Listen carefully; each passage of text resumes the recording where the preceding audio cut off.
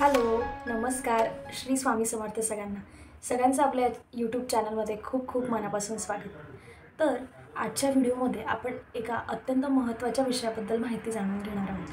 तर महाराष्ट्रात केले जाणारे कुळाचार, कुळधर्म हे आपल्या सगळ्यांनाच माहिती आहेत आणि त्यांचं महत्त्व किती अनन्यसाधारण आहे हे सुद्धा आपल्याला माहिती आहे.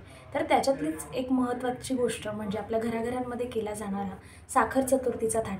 तर त्याबद्दल आपण आजच्या व्हिडिओमध्ये माहिती जाणून घेणार आहोत. तर संपूर्ण माहिती जाणून घेण्यासाठी व्हिडिओ शेवटपर्यंत नक्की बघा आणि व्हिडिओ आवडल्यास आपल्या चॅनलला लाईक, शेअर आणि सबस्क्राईब करायला विसरू नका. चला तर मग लगेचच व्हिडिओला सुरुवात करूया.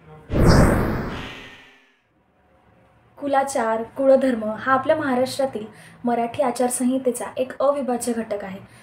जसे की आपण सालाबादाप्रमाणे दरवर्षी आपण कुळाचार, कुळधर्म करत असतो. आपल्या कुलदेवतेंचे उत्सव साजरा करत असतो. त्यात प्रामुख्याने जसं खानदेशची लोकमाता कानबाई यांचा उत्सव असतो. त्याचप्रमाणे आपण रोट करत असतो. अजून बरेच असे उत्सव साजरे करत असतो. चैत्र आणि माघ महिन्यात आपण देवीच्या, कुलदेवतेच्या आरत्या करत असतो. तसंच आणि त्यातलाच एक अजून महत्त्वाचा भाग म्हणजे साखर चतुर्थीचा थाट. तर चतुर्थीला हा थाट साखरेच्या गोड नैवेद्याच्या रूपात भरला जातो, म्हणून याला साखर चतुर्थीचा थाट म्हणतात. तर आता आपण जाणून घेऊया की हा थाट आपण कधी भरू शकतो. तर दरवर्षी म्हणजे आपल्या मराठी नवीन वर्षाप्रमाणे किंवा मराठी वर्षाप्रमाणे फाल्गुन महिना आपला जेव्हा येतो, तर फाल्गुन महिन्यातील कृष्ण पक्षात जी चतुर्थी येत असते, अर्थातच संकष्ट चतुर्थी, तर तेव्हा हा थाट आपण भरतो. तर होळी पौर्णिमेनंतर जी चतुर्थी येते ना, तर ती संकष्ट चतुर्थी, त्या दिवशी संध्याकाळी चंद्रोदय झाल्यानंतर आपल्याला हा थाट भरायचा असतो. तर प्रामुख्याने आपण ही जी पूजा करत असतो संकष्ट चतुर्थीच्या दिवशीची, तर ही संध्याकाळी आपल्याला चंद्रोदय झाल्यानंतर का करायची असते. तर जो आपण गोडाचं नैवेद्य बनवतो, तर तो जो नैवेद्य असतो चंद्रप्रकाशात आपल्याला त्याचं पूजन करायचं असतं. चंद्राची छटा, चंद्राचा प्रकाश त्याच्यावरती पडल्यानंतर, ती पूजा केल्यानंतर ती जी पूजा असते ती संपूर्णास जाते, म्हणजे पूर्णत्वास जाते. तर त्याच्यामुळे चंद्रोदय झाल्यानंतर फाल्गुन महिन्यातल्या चतुर्थीला आपण थाटपूजन करत असतो. तर आधीच्या काळात कसं होतं, तर चंद्रप्रकाशात पूजन करणं म्हणजेच अर्थातच मोठे मोठे अंगण होते, तर घराच्या अंगणात किंवा ओसरीवर ही पूजा केली जात असे. पण आता बदलत्या काळाप्रमाणे अंगण आणि ओसरी ही गोष्ट संकल्पनेतच राहिलेली नाही आहे. तर आपण आपल्या घराच्या बाल्कनीमध्ये, म्हणजे आधुनिक काळानुसार घराच्या बाल्कनीमध्ये किंवा जिथे कुठे चंद्रप्रकाश आपल्याला मिळेल तिथे आपण ही पूजा करू शकतो. अर्थातच तुम्ही बाल्कनीमध्ये करा किंवा तुम्ही घराच्या टेरेसवर जरी ही पूजा केली तरीही चालते. आता आपण कुठलीही पूजा म्हटलं की पंचोपचार पूजा असू दे, षोडशोपचार पूजा असू दे, कुठलेही अभिषेक असू दे, कुठल्याही पूजा असू दे, तर प्रत्येक पूजेमागे, व्रतवैकल्यांमागे काहीतरी नियम, अटीसुद्धा असतात. अर्थातच त्या सगळ्याच आपण पालन करतो असं नाही, पण काही अटींचं, काही नियमांचं तरी आपल्याला पालन करायचं असतं. तर काही पूजा असतात, जसं आपण सत्यनारायण पूजा असो किंवा नवरात्रीच्या पूजा असतात, गणपतीच्या पूजा असतात, तर त्या पूजा आपण सगळेच जण करतो. पण ह्या ज्या पूजा असतात ना, ज्या आचारसंहितेतल्या असतात किंवा वंशपरंपरेनुसार काही पूजा केल्या जातात, तर ती पूजा ज्या घरात आधीपासून वंशपरंपरेनुसार केली जाते, तर ती त्या लोकांनीच करायची असते. म्हणजे नवीन चालीरीती किंवा नवीन पद्धती आपण असं कधीही सुरू करू शकत नाही. आपल्या पूर्वजांनी, म्हणजे आपल्या आईवडिलांनी, आजी आजोबांनी ज्या गोष्टी केल्या जातात त्याच काही गोष्टी आपल्याला सुद्धा करायच्या असतात. तर त्याच्यातलाच हा भाग म्हणजे साखर चतुर्थीचा थाट.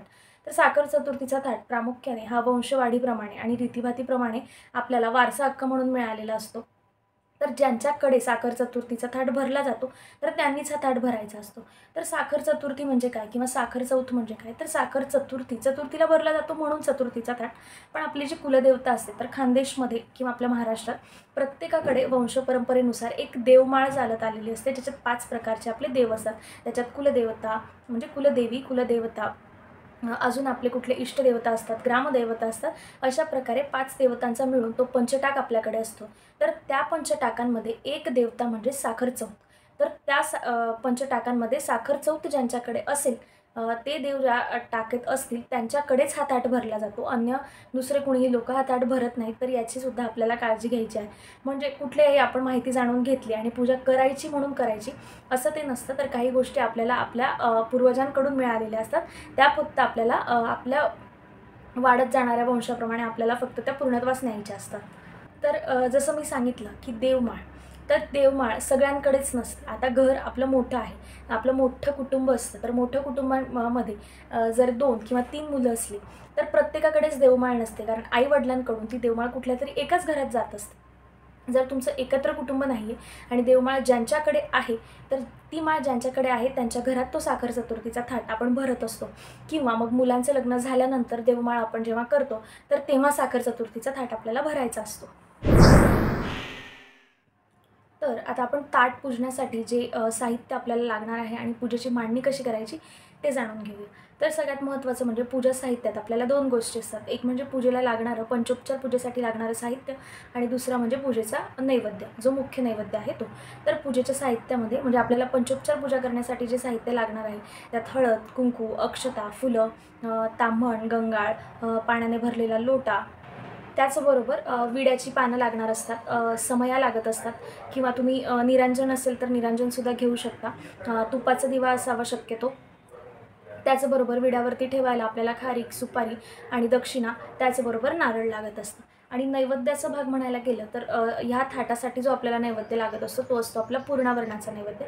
तर पुरणाच्या नैवेद्यामध्ये मुख्यत्वे आपल्याला पुरणपोळी करायची असते. तर याच्यात 5 पुरणपोळ्यांचा समावेश असतो. 5 पुरणपोळी, त्याचबरोबर 5 कुरडई, 5 पापड, रश्शी भात आणि महत्त्वाची गोष्ट म्हणजे खीर. तर प्रसादासाठी आपल्याला खीर असते. त्याचबरोबर जे पुरण आपण शिजवतो त्या पुरणाचे 5 दिवेसुद्धा आपल्याला बनवायचे असतात. तर 5 दिव्यांमध्ये आपल्याला ते गाईचं तूपसुद्धा भरायचं असतं. आणि त्याचबरोबर साखर चतुर्थी म्हणून 2 खोबऱ्यांच्या वाट्यांमध्ये एका वाटीत आपल्याला साखर आणि 1 वाटी शुद्ध गाईच्या तुपाने आपल्याला घ्यायची असते. तर हा झाला नैवेद्याचा भाग. आपल्याला फुनकेसुद्धा हवे असतात. बऱ्याच लोकांना फुनके माहिती असतील, पण फुनके जे आपण याच्यासाठी घेतो ते अळणी फुनके असतात. त्याच्यात मिठाचा वापर आपल्याला करायचा नसतो. आणि हे जे काही पूजेचं नैवेद्य असतं ते आपल्याला कांस्याच्या ताटामध्ये, म्हणजे कांसा जो धातू आहे त्याच्यामध्ये आपल्याला हे पूजेची मांडणी करायची असते. हा थाट भरण्यासाठी कांस्याचंच ताट वापरलं जातं. तर हे झालं आपलं पूजेचं साहित्य आणि त्याचबरोबर त्याचा लागणारा नैवेद्य. पूजा मांडणी झाल्यानंतर ही पूजा करायची कोण? तर घरातले आपले जे कोणी म्हणजे कर्ता पुरुष आणि कुलस्त्री असतात, तर जोडीने त्यांनी ही पूजा करायची असते. किंवा नवीन लग्न झालेलं जे जोडपं असतं ते सुद्धा ही पूजा. तर अशा प्रकारे आपण थाट साजरा करतो. तर थाट ज्यांच्याकडे असतो तर बाकीचे जे लोक असतात आपले कुटुंबातले ते सगळेजण मिळून तर त्यांच्याकडे हे पूजन केलं जातं. तर पूर्वीच्या काळात कसं असं एकत्र कुटुंब असे आणि एकत्र कुटुंब पद्धती जोडून ठेवण्यासाठी अशा गोष्टी केल्या जात असे.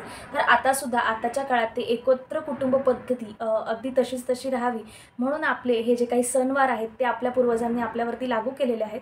तर त्याचा साजरे करण्याचा एक प्रामुख्याने भाग म्हणजे काय, तर आपलं कुटुंब जोडून राहावं आणि ह्या सणवारातून का होईना पण आपल्या कुटुंबाचं एकोप्य एकत्रित यावं यासाठी आपण ह्या गोष्टी करत असतो. तर आता पूजेची मांडणी करायची कशी? तर जसं मी तुम्हाला आधी सांगितलं की आपण चंद्रप्रकाशात ही पूजा करत असतो. तर चंद्रप्रकाश जिथे कुठे तुम्ही अंगणात, ओसरीवर, गॅलरीमध्ये किंवा टेरेसवर जिथे कुठे पूजा करणार असाल तिथे पाटावरती आपल्याला मांडणी करायची असते. तर कासेच्या ताटामध्ये आपल्याला पुरणाचा नैवेद्य रचून घ्यायचा असतो. व्हिडिओमध्ये तुम्हाला दिसतच असेल आमच्या घरची पूजा. तर तसं तुम्ही एका ताटामध्ये रचून घ्यायचं आहे. त्याचबरोबर दुसऱ्या पाटावरती आपले जे कुलदेवता आहे म्हणजे कुलदेवतेचे जे टाक आपली जी देवमाळ आहे त्यांची मांडणी करायची आहे. विड्याच्या जोड पानांवरती आपल्याला गणपतींची स्थापना करायची आहे आणि दुसऱ्या विड्याच्या जोड पानांवरती जे साखर चौथ आपले देवता आहेत, जे देवमाळ आहे ज्यांच्याकडे त्यांच्या माळेत ते असतील तर त्यांची मांडणी करायची आहे. तर अशी अगदी साधी सोपी मांडणी आहे. बाकीच्या ज्या गोष्टी असतात समई, दिवे ते तुमच्या आवडीप्रमाणे आणि जशी जागा तुमच्याकडे असेल तशा जागेत तुम्ही ते मांडणी करू शकता. पण मी जी मांडणी सांगितली ही मुख्य मांडणी आहे जी आपल्याला या पूजेमध्ये लागत असते. आता आपण बघूया थाटपूजन कसं करायचं. तर पूजेची मांडणी झाल्यानंतर चंद्रोदय झाल्यानंतर आपल्याला पूजेला सुरुवात करायची असते. तर चंद्रोदय म्हणजे संध्याकाळी 7 वाजेनंतर जेव्हाही चंद्रप्रकाश नाही फक्त, तर जेव्हाही आकाशात आपल्याला चंद्र दिसतो किंवा कॅलेंडरमध्ये तुम्ही बघू शकता चंद्रोदयाची वेळ दिलेली असते. तर ती वेळ झाल्यानंतर, चंद्रोदयाची वेळ झाल्यानंतर आपण पूजेला सुरुवात करायची असते. तर घरातले जितकेही लोकं असतील तर जोडप्यांनीही, घरातलं जे कोणी जोडपं असेल, कुलस्त्री, कर्ता पुरुष किंवा नवविवाहित दाम्पत्य जे कोणी असतील तर ती हे पूजा करू शकतात. तर पूजेची मांडणी झाल्यानंतर पूजेला सुरुवात करण्याआधी आपल्याला दीप प्रज्वलन करायचं असतं. दीप प्रज्वलन केल्यानंतर पाटावरती आपण आपले जे देव मांडलेले असतात देवमाळ, त्यांना आपल्याला अभिषेक करायचा असतो.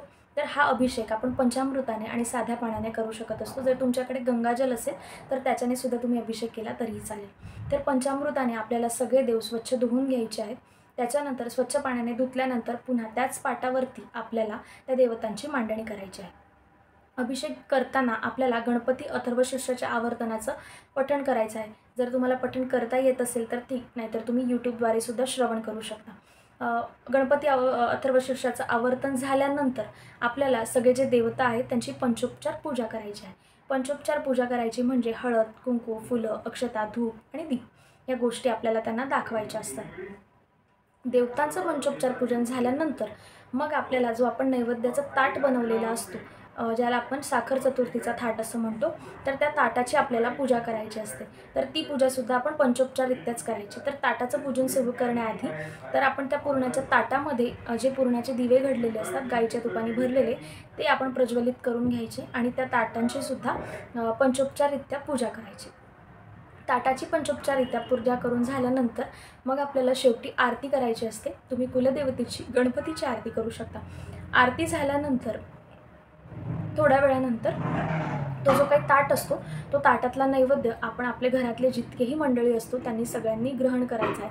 अर्थातच घरातील मंडळी म्हणजे त्या कुटुंबातील मंडळी, जे कोणी त्या कुटुंबाचा भाग आहे, बाहेरून आलेले पाहुणे मंडळी वगैरे नाही, तर जे कोणी त्या कुटुंबाचा, एकत्रित कुटुंबाचा भाग आहे, त्या सगळ्यांनी हा नैवेद्य ग्रहण करायचा असतो. तर अशा प्रकारे आपण थाटाची पूजा करत असतो. साखर चतुर्थीला भरल्या जाणाऱ्या थाटाची मी संपूर्ण माहिती या व्हिडिओमध्ये देण्याचा प्रयत्न केलेला आहे. तरीसुद्धा जर तुम्हाला काही शंका असतील किंवा तुमच्या मनात याबद्दल काही प्रश्न असतील तर तुम्ही कमेंट बॉक्समध्ये विचारू शकता. आपण पुन्हा भेटूया अशाच एका नवीन व्हिडिओसोबत. तोपर्यंत सगळ्यांना श्री स्वामी समर्थ.